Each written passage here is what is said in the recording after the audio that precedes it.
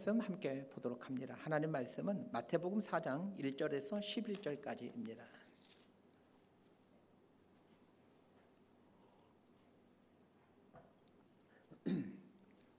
마태복음 4장 1절에서 11절까지 말씀 번갈아 가면서 읽도록 하겠습니다. 제가 먼저 읽겠습니다. 그때 예수께서 성령에게 이끌리어 마귀에게 시험을 받으러 광야로 가사 40일을 밤낮으로 금식하신 후에 줄이신지라. 시험하는 자가 예수께 나와서 이르되 내가 만일 하나님의 아들이거든 명하여 이 돌들로 떡덩이가 되게 하라. 예수께서 대답하여 이르시되 기록되었으되 사람이 떡으로만 살 것이 아니요 하나님의 입으로부터 나오는 모든 말씀으로 살 것이냐 하였느니라 하시니, 이에 마귀가 예수를 거룩한 성으로 데려다가 성전 꼭대기에 세우고 이르되 내가 만일 하나님의 아들이거든 뛰어내리라. 기록되었으되 그가 너를 위하여 그의 사자들을 명하시리니 그들의 손으로 너를 받들어 발이 돌에 부딪히지 않게 하리로다 하였느니라. 예수께서 이르시되 또 기록되었으되 주 너의 하나님을 시험하지 말라 하였느니라 하시니, 마귀가 또 그를 데리고 지극히 높은 산으로 가서 천하만국과 그 영광을 보여 이르되 만일 내게 엎드려 경배하면 이 모든 것을 내게 주리라.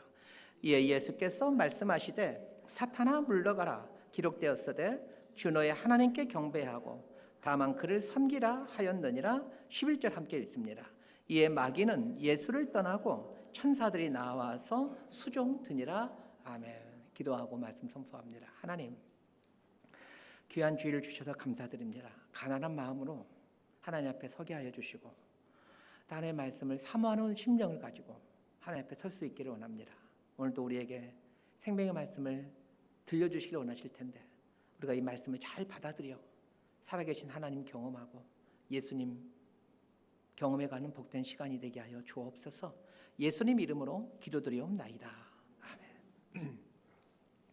2차 세계대전 당시 독일의 나치는 600만 명이 넘는 유대인들을 학살합니다. 아우슈비츠 수용소를 비롯해서 수많은 수용소에 유대인들을 감금해 놓고 때로는 가스 실험으로 때로는 바이러스 실험으로 유대인들을 죽여가죠. 그런데 이 수용소에서 가스 실험실과 바이러스 실험실로 보내지는 유대인들은 대체적으로 병약한 사람들이었습니다. 나치 군인들도 사람인지라 이 살아있는 사람을 생체 실험하면서 죽이는 게 쉽지는 않았습니다. 유대인 학살 명령에 주저하는 나치 군인들을 보면서 이 나치 군 간부들은 어떻게 하면 이 나치 군인들이 아무런 죄책감 없이 수용소의 유대인들을 죽일 수 있을까 고민합니다. 그리고는 좋은 아이디어를 생각해냅니다. 나치 군인들로 하여금 저 유대인들은 사람이 아니라 짐승들이다라는 인식을 심어주게 되면 쉽게 그들을 생체 실험실로 보내게 된다는 것입니다. 나치군 간부들은 수용소 안에 있는 유대인들이 이 짐승처럼 여겨지도록 가진 학대를 가합니다. 나치는 수용소에 있는 유대인들에게 하루에 딱 한 번 커피 한 잔과 빵 한 조각만 줍니다. 차가운 수용소에서 밤을 지샜기에 아침이면 이 수용소 안에 유대인들의 몸은 얼음덩이처럼 굳어 있곤 했습니다. 이때 이 따뜻한 커피 한 잔은 생명과도 같았습니다. 그런데 흥미로운 사실이 있습니다. 그 온몸을 녹이기 위해 커피 한 잔을 다 마셔버리는 사람은 오래 버티지 못하고 병약해지더라는 것입니다. 몸이 약해지면 그 다음에 가스 실험실과 바이러스 실험실로 보내어져 죽임을 당하게 됩니다. 그러니 수용소에 있는 동안에 건강을 지키는 것이 살 수 있는 방법입니다. 여기서 아주 흥미로운 사실을 발견하게 됩니다. 수용소에 있는 유대인들 중 건강을 유지하는 사람들이 있는가 하면 건강이 악화되어 가스 실험실과 바이러스 실험실로 끌려가는 사람들이 있더라는 것입니다. 어떤 사람들이 이 열악한 수용소에서 건강을 지키며 생명을 유지했던 것일까요?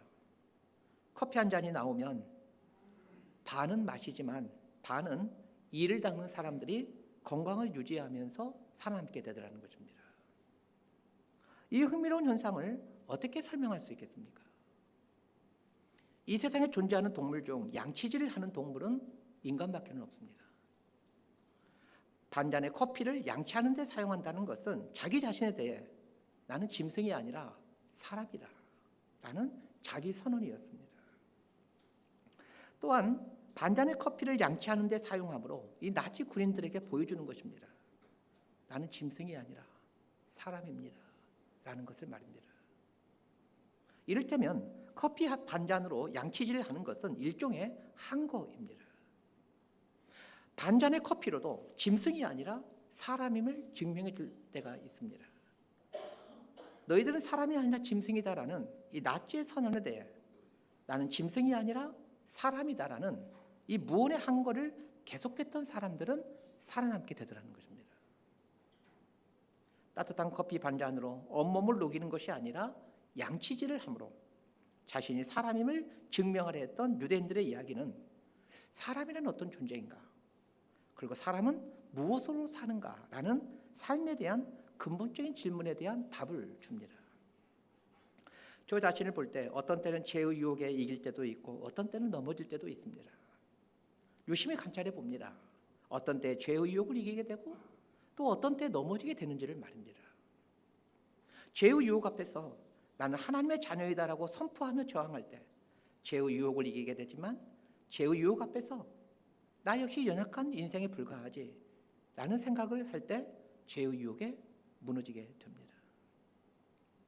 예수님의 생애는 크게 사생애와 공생애로 나누어집니다.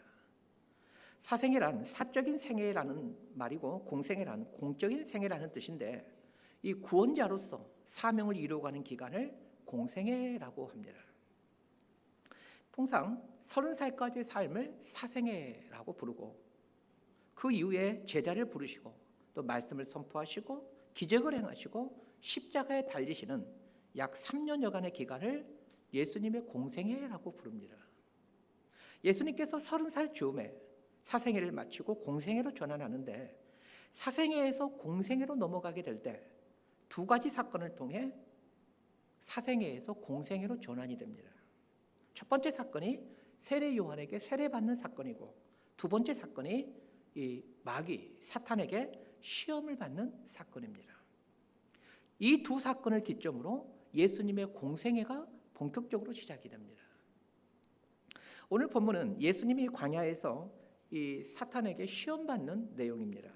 예수님이 광야에서 40일 동안 금식하신 후에 사탄에게 시험받는 내용은 공관복음서에 모두 기록되어 있습니다. 마태복음, 마가복음, 누가복음을 공관복음이라고 하는데, 이 세 개의 공관복음서에 전부 기록되었다라는 것은 이 광야의 시험 사건이 아주 중요하다는 뜻입니다.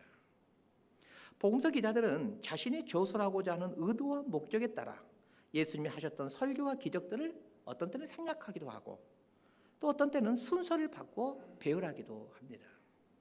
그런데 광야 시험 사건은 공관복음서 모두에서 기록하고 있는데, 흥미로운 것은 공관복음 모두 세례 사건 뒤에 광야 시험 사건을 기술하고 있다는 것입니다. 두 번째 공통점이 있는데, 광야 시험 사건을 말하면서 성령에 이끌려 광야에 가셨다라고 말을 합니다. 복음서 기자들은 광야 시험 사건을 회상하면서 이 예수님의 광야 시험 사건을 해석하는 열쇠가 이 두 가지라는 것을 의도적으로 보여주고 싶었던 것입니다. 예수님이 사탄에게 시험을 받기 위해 광야에 간 것이 성령님의 인도하심이었다, 성령님의 이끄심이었다라는 것을 말해주는 그 성경 구절들을 먼저 보도록 하겠습니다. 오늘 본문인 4장 1절 말씀 함께 읽겠습니다. 시작. 그때에 예수께서 성령에 이끌리어 마귀에게 시험을 받으러 광야로 가사. 자, 마가복음 1장 12절 말씀도 함께 읽습니다. 시작. 성령이 곧 예수를 광야로 몰아내신지라. 누가복음 4장 1절도 함께 읽습니다. 시작. 예수께서 성령의 충만함을 입어 요단강에서 돌아오사 광야에서 40일 동안 성령에게 이끌리시며. 공관복음 모두 예수님이 광야에 가서 사탄에게 시험받는 것을 성령의 이끌림을 받아 시험받았다라고 말하고 있습니다. 예수님이 성령의 이끌림을 받아 광야의 시험을 받았다라는 말은 우리에게 아주 중요한 사실을 알려줍니다. 하나님의 자녀들 역시 광야의 시험을 받게 된다는 것을 알려주고, 더 나아가 광야 시험을 성령께서 알고 계시고 이 시험을 이길 수 있는 길도 알려주신다는 것입니다. 오늘 본문인 마태복음 4장 1절은 그때에라는 말로 예수님의 광야 시험에 대한 이야기를 시작하고 있습니다. 자, 여기서 말하는 그때란 도대체 어느 때를 말하는 것입니까? 예수님이 세례받을 때를 말합니다. 그때라는 말보다 문맥상으로 더 정확한 것은 그 후에라는 말이 문맥상으로 훨씬 더 정확한 말이 됩니다. 왜냐하면 우리말 그때라는 말은 동시에 일어난 것을 말할 때 사용하는 단어인데 상식적으로 요단강에서 세례를 받으신 일과 광야에서 시험을 받는 일은 동시적으로 일어나기가 불가능한 일입니다. 시간적으로 따지면 무려 40일이 지난 후에 일어나게 됩니다. 왜냐하면 광야에서 40일 동안 예수님이 금식하시기 때문입니다. 그럼에도 마태복음의 저자인 마태는 그때라는 단어를 사용하므로 세례 사건과 광야 시험 사건이 동시에 일어난 것임을 말해줍니다. 지금부터 하는 이야기는 상당히 신학적인 이야기입니다. 그러게 좀 어려울 겁니다. 교회를 오랫동안 다닌 분들도 이해하기가 쉽지 않을 겁니다. 미리 말씀드립니다. 먼저 이 세례에 대해 예수님이 세례를 받으셨는데 이 세례에 대한 이해가 필요합니다. 예수님이 세례 요한에게 세례를 받기 위해 요단강에 갑니다. 그리고는 세례 요한에게 세례를 베풀어 달라고 요청하죠. 그러자 세례 요한이 펄쩍 뛰며 거부합니다. 세례 주는 일을 사명으로 여기고 있는 사람이 세례 요한인데 예수님에게 왜 세례를 줄 수 없다라고 강력하게 거부하는 것일까요? 그것은 세례에 담긴 의미 때문에 그렇습니다. 세례 의식은 아주 간단합니다. 세례 받는 사람이 강으로 들어오면 세례 주는 사람이 이 세례 받는 사람의 머리를 잡고 물속에다가 집어넣습니다. 물속에 집어넣는다는 말은 죽으라는 얘기입니다. 즉 세례는 죄에 대해서 죽는 의식입니다. 물속에 집어넣은 후 시간이 지나 후에 끄집어냅니다. 물속에서 끄집어낸다라는 말은 다시 살게 되었다라는 뜻입니다. 정리하자면 세례란 죄에 대해서 죽는 의식이요, 하나님에 대해서 살게 되는 의식입니다. 그러니까 세례의 출발점에는 나는 죄인입니다 라는 고백이 있는 것입니다. 그러나 예수님은 죄가 있는 분이 아니십니다.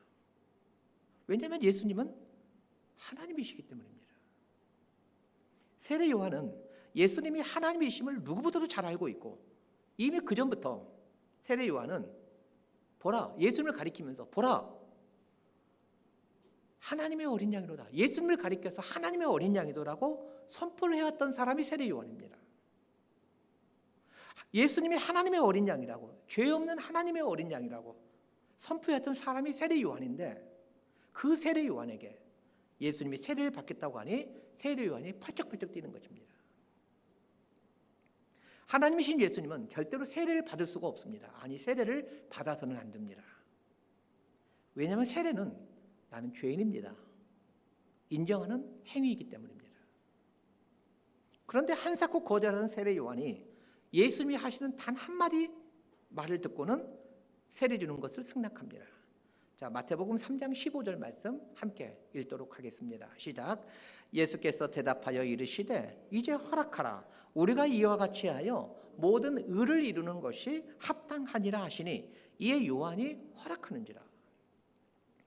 예수님께서 세례 요한에게 이와 같이 하여 모든 의를 이루는 것이 합당하다, 이 말씀을 하시자 세례 요한이 180도 입장을 바꿉니다.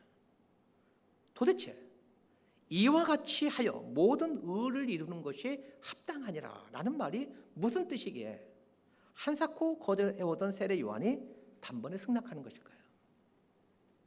이 말의 의미를 알기 위해서는 이 의라는 단어의 의미를 알아야 합니다.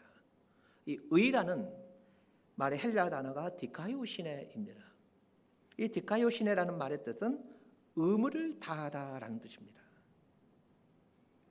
이와 같이 하여 모든 의를 이루는 것이 합당하다라는 말 뜻은 내가 세례를 받아야만 모든 의를 이룰 수가 있다라는 말입니다. 여기서 말하는 의는 인간을 구원하기 위한 필수 조건이라는 뜻입니다. 인간을 구원하기 위해서는 반드시 지불해야만 되는 값이다 라는 말입니다. 예수님이 세례 요한에게 한 말을 정리하면 인간을 구원하기 위해서는 내가 반드시 세례를 받아야 한다라는 말입니다. 그러면 예수님 말씀대로 예수님이 세례를 받아야만 우리를 구원할 수 있는 것입니까? 예, 예수님이 세례를 받으셔야만 우리가 구원받을 수 있습니다. 왜 그럴까요?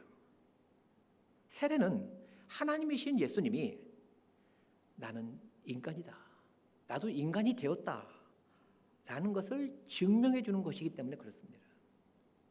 예수님이 사람이 되지 아니하시고 하나님으로만 존재하신다면 절대로 인간을 구원할 수 없습니다. 인간을 구원하기 위해서는 하나님도 되어야 하지만 인간도 되어야 합니다. 세례를 받는다라는 말은 하나님이신 예수님이 죄인인 인간의 자리로 내려오시겠다라는 말입니다. 세례 요한은 예수님의 이 말뜻을 알아들었습니다.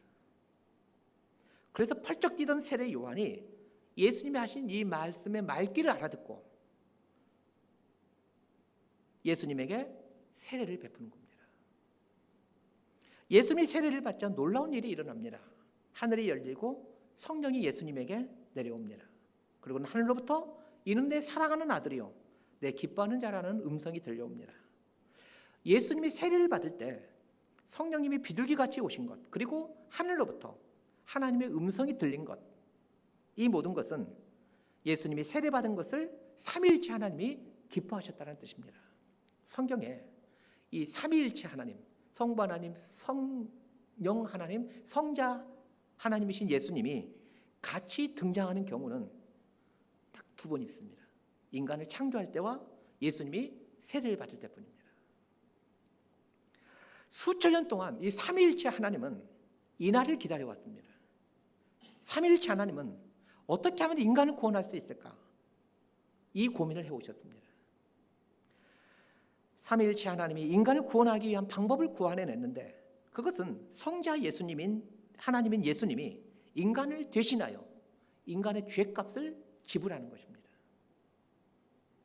그런데 예수님이 인간의 죄값을 지불하기 위해서는 예수님이 사람과 동일시 되어야만 합니다.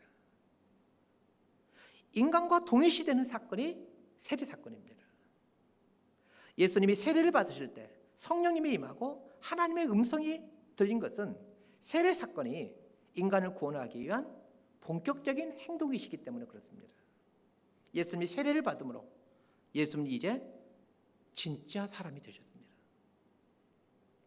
물론 그전에도 사람이었죠. 그렇지만 여기서 진짜 사람이 되었다는 말은 그 죄인인 인간으로 낮아지셨다, 죄인인 인간과 동일시 되었다라는 뜻입니다. 예수님은 죄는 없지만 죄인인 사람의 자리로 내려오셨습니다. 죄인인 사람과 동일시 되셨습니다.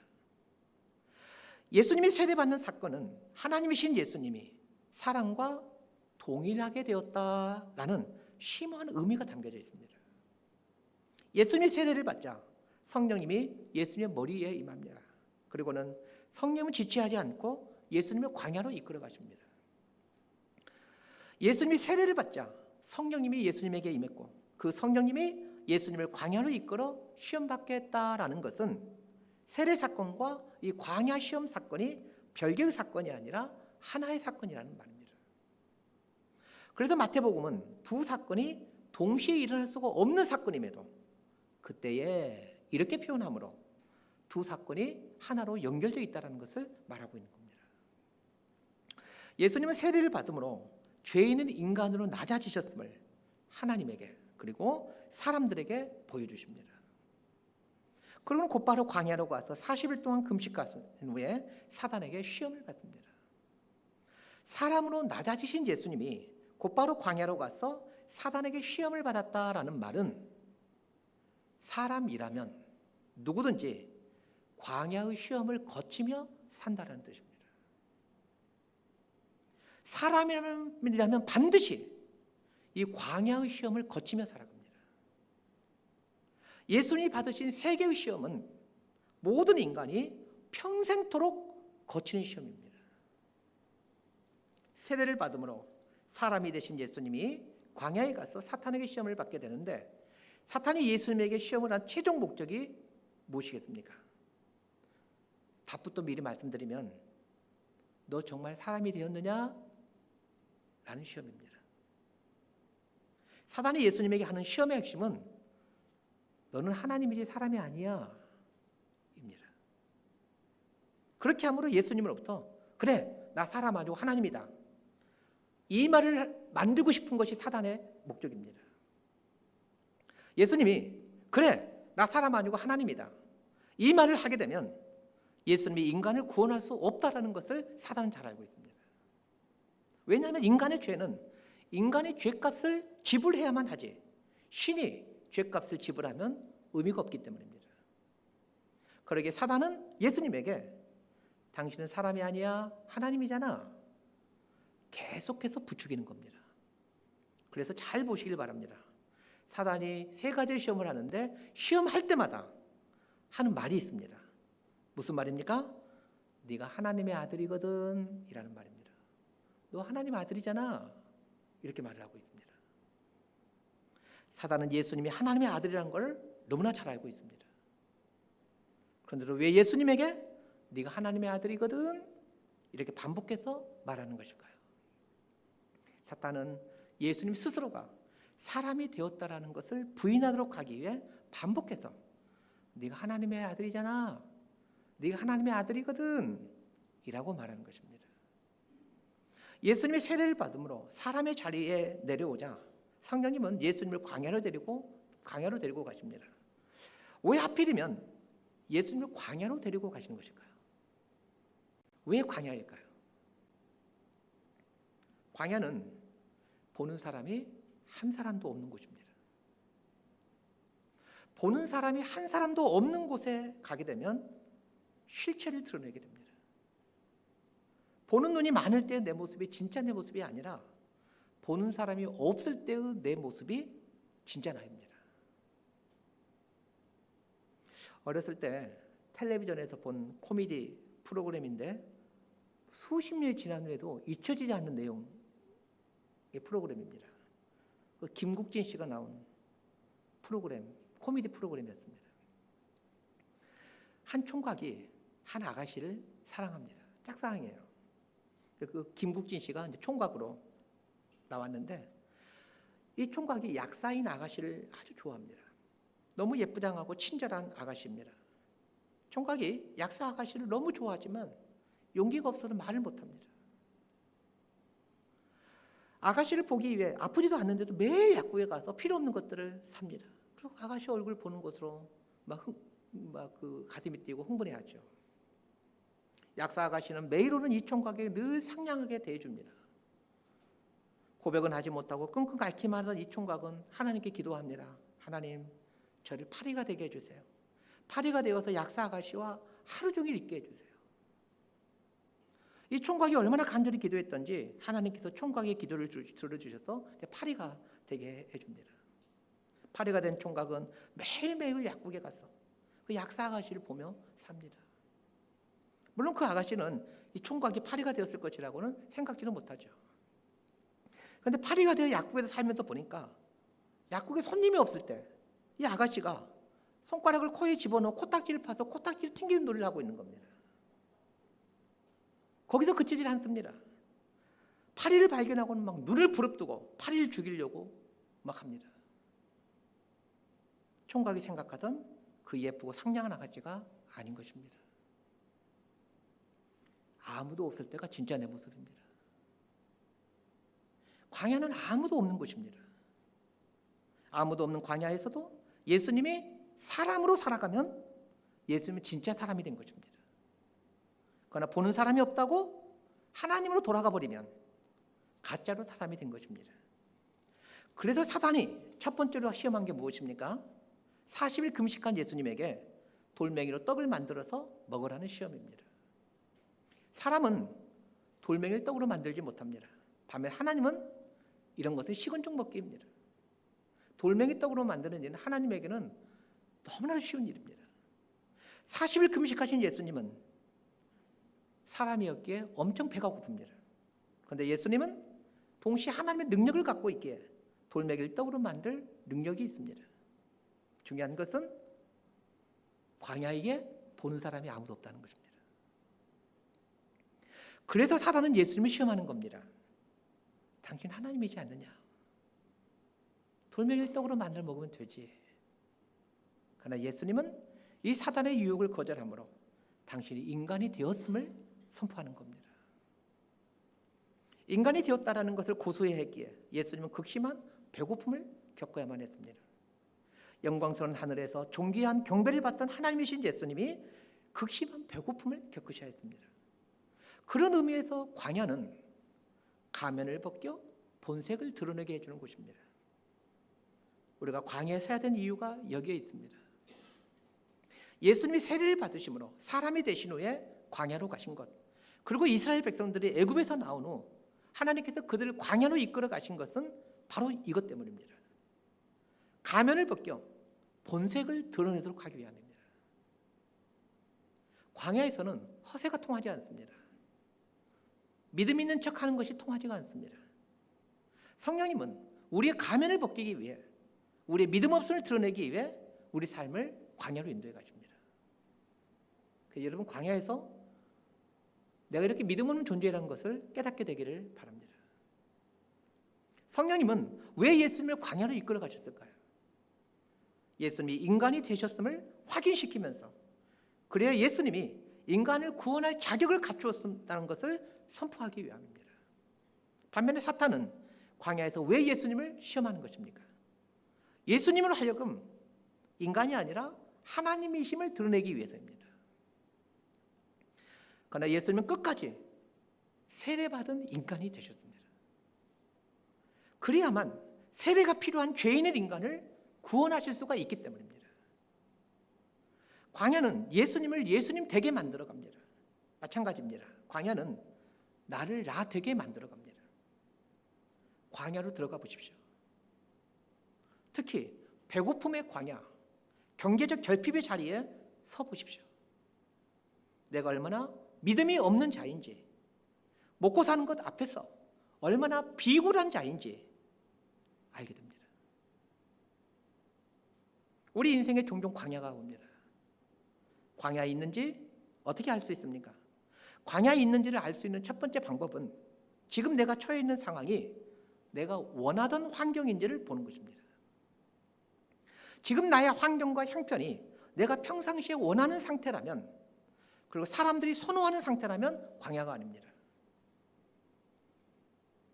광야는 내가 원하지 않는 상황이나 형편입니다. 지금 내 처지와 형편이 원하지 않는 처지와 형편이라면 광야라고 생각하시면 됩니다. 내가 광야에 있는지 광야 안 있는지를 아는 두 번째 방법이 있습니다.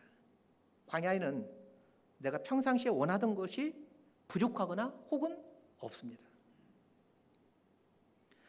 즉 결핍의 상황이라면 광야입니다. 광야의 특징은 먹을 게 없다는 특징이 있습니다. 우리는 먹을 걸 좋아하고 또 먹을 것이 있어야만 합니다. 그러나 광야는 먹을 것이 없습니다. 광야는 경제적 어려움과 상당 부분 밀접하게 연관되어 있습니다. 광야에는 없는 게 또 있습니다. 광야에는 권력이 없습니다. 사람들이 모인 곳에서야 권력이 생겨나는데 홀로 있는 곳에서는 권력이 만들어지지도 않고 또 권력이 있다 하더라도 아무런 의미가 없죠. 권력이란 다른 사람과 함께 있을 때 의미가 있는 겁니다. 내게 어떠한 근사한 직함이나 힘이 없을 때가 광야입니다. 나를 도와줄 사람도 존재하지 않는 곳이 광야입니다. 그래서 사단은 광야에서 예수님에게 천하만국 모든 권세를 주겠다라고 시험하는 것입니다. 광야에는 없는 게 또 있습니다. 나를 지지해주는 사람이 없습니다. 나를 격려해주는 사람도 없고 박수 쳐주는 사람도 없습니다. 나를 이해해주는 사람도, 내 편에 서 있는 사람도 없다라면 그것이 광야입니다. 그래서 사단은 예수님에게 성전에서 뛰어내려 버려 수많은 사람들이 너에게 박수치고 환호해 줄 것이다 라고 하면서 시험하는 것입니다. 광야는 힘들고 고독하고 외로운 곳입니다. 그래서 할 수만 있다라면 전 제 아이들이 인생 광야가 없이 인생을 살았으면 좋겠습니다. 그러나 광야가 없으면 인생이 깊어지지가 않습니다. 광야가 없으면 영광도 없습니다. 광야를 통과해야 영광이 주어지게 됩니다. 자, 오늘 본문 11절 말씀을 함께 읽겠습니다. 시작. 이에 마귀는 예수를 떠나고 천사들이 나와서 수종드니라. 예수님이 광야 시험을 통과하자 천사들이 수종듭니다. 천사들이 수종든다라는 말은 하나님께서 예수님을 영광스럽게 해주셨다라는 말입니다. 광야 시험을 통과한다라는 말은 진짜 믿음이 있다라는 말입니다. 가짜 믿음은 절대로 광야 시험을 통과하지 못합니다. 인생 광야를 만나게 되었을 때 꼭 생각해야 될 것이 있습니다. 하나님께서 나를 왜 광야로 인도하셨을까? 이걸 생각해야 됩니다. 그것은 나를 시험하기 위함입니다. 광야는 시험을 받는 장소입니다. 시험장입니다. 자, 어떤 시험이 있는지를 보겠습니다. 이 광야를 허락하신 목적이 시험을 치르기 위함인데 어떤 과목의 시험을 치르는지를 꼭 알아야 됩니다. 자, 3절 말씀 함께 읽습니다. 시작. 시험하는 자가 예수께 나와서 이르되 내가 만일 하나님의 아들이거든 명하여 이 돌들로 떡덩이가 되게 하라. 우리들의 삶에 펼쳐지는 가장 흔한 광야는 경제적 광야입니다. 광야라는 말은 아무것도 없다라는 뜻입니다. 오늘 설교 제목이 들야, 광야입니다. 돈이 없는 상태가 경제적 광야입니다. 들풀도 입히시고 공중 나는 새도 먹이시는 하나님이 때로는 우리 인생을 경제적 광야로 인도하시곤 합니다. 하나님은 우리에게 필요한 양식을 주시는 분이십니다. 그런데 가끔은 필요한 양식조차 없게 하실 때가 있습니다. 그때 사단은 우리에게 별 생각을 집어넣습니다. 사단이 주는 생각을 한마디로 정리하면 편법을 쓰라는 것입니다. 돌멩이를 떡덩이로 만들라라는 말은 편법을 쓰라라는 말입니다. 사기치거나 도둑질하거나 거짓말하거나 등등 다른 사람에게 피해를 주어서 이 광야를 헤쳐나가라는 것입니다. 네가 당장 죽게 생겼는데 다른 사람 생각할 겨를이 어디 있느냐? 라는 것입니다. 그러면 경제적 광야에서 편법을 사용하라는 사단의 속삭임에 대해 어떻게 이겨내야 합니까? 나치 수용소에서 반잔의 커피로 이를 닦는 그 유대인들의 방법으로 헤쳐나가는 것입니다. 난 하나님의 자녀이다. 며칠 굶더라도 하나님의 방법대로 살겠다. 라는 선포를 하는 것입니다. 성령님이 자주 이끌어가는 두 번째 광야는 관계의 광야입니다. 자, 5절과 6절 말씀 함께 보겠습니다. 시작. 이에 마귀가 예수를 거룩한 성으로 데려다가 성전 꼭대기에 세우고 이르되 내가 만일 하나님의 아들이거든 뛰어내리라. 기록되었을 때 그가 너를 위하여 그의 사자를 명하시리니 그들이 손으로 너를 받들어 발이 돌에 부딪히지 않게 하리로다 하였느니라. 사단은 예수님을 성전 꼭대기에 세우더니 성전에서 뛰어내리라고 요구합니다. 예수님이 성전에서 뛰어내리면 사람들이 박수치며 예수님을 높여줄 겁니다. 예수님이 성전에서 뛰어내려도 전혀 다치지 않을 테니 사람들이 그 예수님을 보면서 환호성을 지를 겁니다. 관계의 광야는 나를 지지해주고 나를 좋아해주고 격려해주는 사람들이 끊어졌을 때를 말합니다. 아주 좋은 관계에 있던 사람과 관계가 틀어지게 되면 그때 우리는 아무도 없다라고 느껴지게 됩니다. 그때가 관계의 광야에 들어설 때입니다. 그때는 내가 옳았다라는 것을 증명하려고 애쓰지 마시길 바랍니다. 나는 문제가 없는데 그 사람이 문제가 있어서 이렇게 되었다라는 것을 증명하려고 하지 마십시오. 사람들의 지지는 유한한 것입니다. 반면에 하나님의 지지는 영원합니다. 관계의 광야에 놓여 있을 때 사람의 동의나 지지를 받기 위해 찾아다니지 마십시오. 관계의 광야에 놓여 있을 때는 그 광야 가운데 임재해 계시는 하나님을 만나시길 바랍니다. 때로는 하나님은 나와 단둘이만 있고 싶어 관계의 광야로 우리를 부르시곤 합니다. 나의 허물로 관계가 어그러지고 끊어질 때는 나의 문제이지만 나의 실수나 잘못이 아님에도 관계가 비틀어지고 끊어질 때는 하나님께서 나와 단둘이 있고 싶어 하신다라는 하나님의 초청입니다. 관계의 광야로 들어가 있을 때는 사람에게 전화하지 마십시오. 훈련이 덜 된 분들은 이 관계의 광야에 있게 되면 두렵고 무서우니까 이 사람 저 사람에게 전화합니다. 성경 꼭대기는 하나님의 임재가 있는 곳입니다. 관계의 광야가 있을 때는 하나님의 임재 속에 거하시길 바랍니다. 우리 인생이 자주 접하는 세 번째 광야는 신분의 광야입니다. 자, 8절과 9절 말씀 함께 보겠습니다. 시작. 마귀가 또 그를 데리고 지극히 높은 산으로 가서 천하 만국과 그의 영광을 보여 이르되 만일 내게 엎드려 경배하면 이 모든 것을 내게 주리라. 원하지 않는 자리로 이끌림 받을 때가 있습니다. 지위가 격화될 때가 있습니다. 자존심이 얼마나 상하는지 모릅니다. 그때 그 자리와 신분을 회복하려고 애쓰지 마십시오. 편법을 써서 상대방을 모함해서 자리를 얻으려고 하지 마십시오. 자, 직장을 한번 생각해 보십시다. 다 밥그릇 싸움입니다.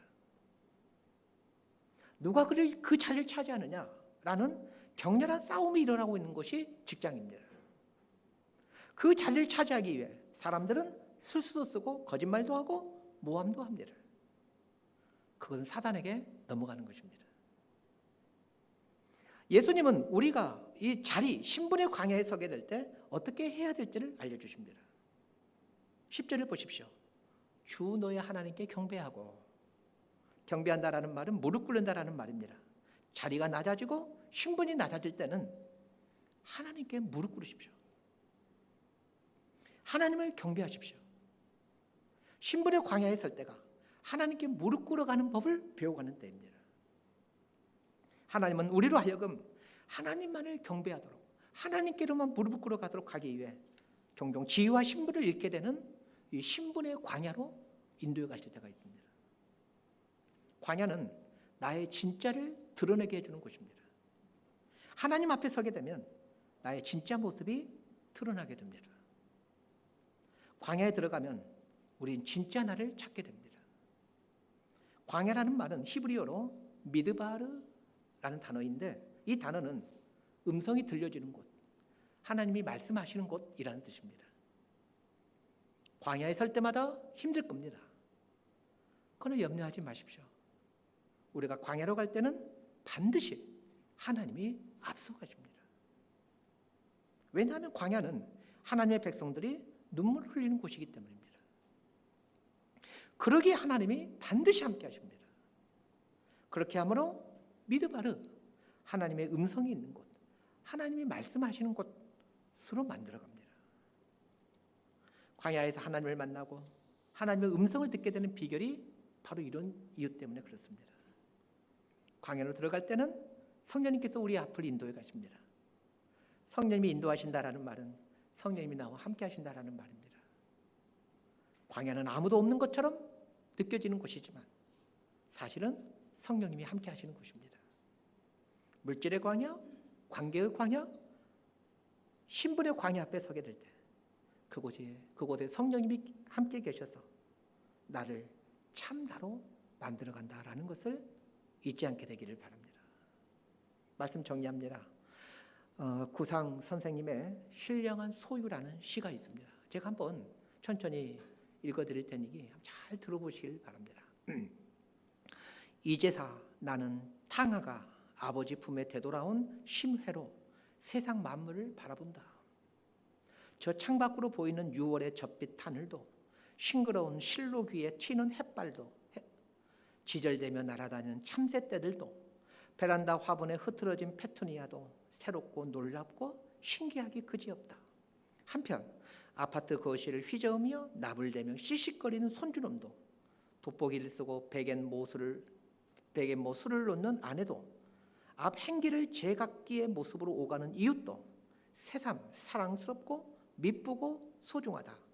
오, 곳간의 재물과는 비할 바 없는 신령하고 무한량한 소유. 정녕 하늘에 계신 아버지의 것이 모두 다 내 것이로구나. 2주 전 누가복음 15장의 탕자의 비유를 공부했습니다. 아버지 품에 돌아온 탕자에게 세상은 전혀 다른 세상이 되었을 것입니다. 인생 광야를 통해 우리는 아버지 품에 돌아온 그 탕자처럼 새로운 눈을 갖고 새로운 삶을 살게 됩니다. 전혀 다른 세상에서 살게 됩니다. 광야는 사람들에게, 그리고 사단에게, 그리고 무엇보다도 하나님께, 그리고 나 자신에게 내가 누구인지를, 그리고 누구여야 하는지를 정확하게 보여주는 것입니다. 광야 시험을 통해 우리는 나라는 존재가 하나님의 사랑받는 존재임을 알아가고 하나님의 사랑받는 자로 이웃과 사람들을 사랑하며 사는 하나님 나라 백성으로 거듭나게 됩니다. 이런 복된 삶을 살아가는 저와 여러분 모두가 되기를 진심으로 소망하고 축복합니다. 기도하겠습니다.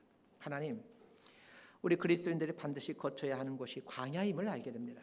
물질의 광야, 관계의 광야, 신분의 광야가 우리 인생 앞에 펼쳐지게 된다는 것을 압니다. 물질의 광야에서 편법을 쓰라는 사단의 속삭임에 하나님의 자녀라는 것을 선포하는 용기를 갖게 하옵소서. 관계의 광야에서 하나님과 깊은 사귐을 선택하는 결단을 하게 하시고, 신분의 광야에서는 하나님께 온전히 무릎 꿇어가는 법을 배워갈 수 있기를 원합니다. 광야에서 사단의 권세를 무너뜨리고 광야를 하나님 나라로 만들어 가셨던 예수님처럼 우리 역시 광야 같은 이 세상에서 사단의 권세를 무너뜨리고 하나님 나라를 이루어가는 하나님 백성으로 살아가게 하여 주옵소서. 예수님 이름으로 기도드리옵나이다.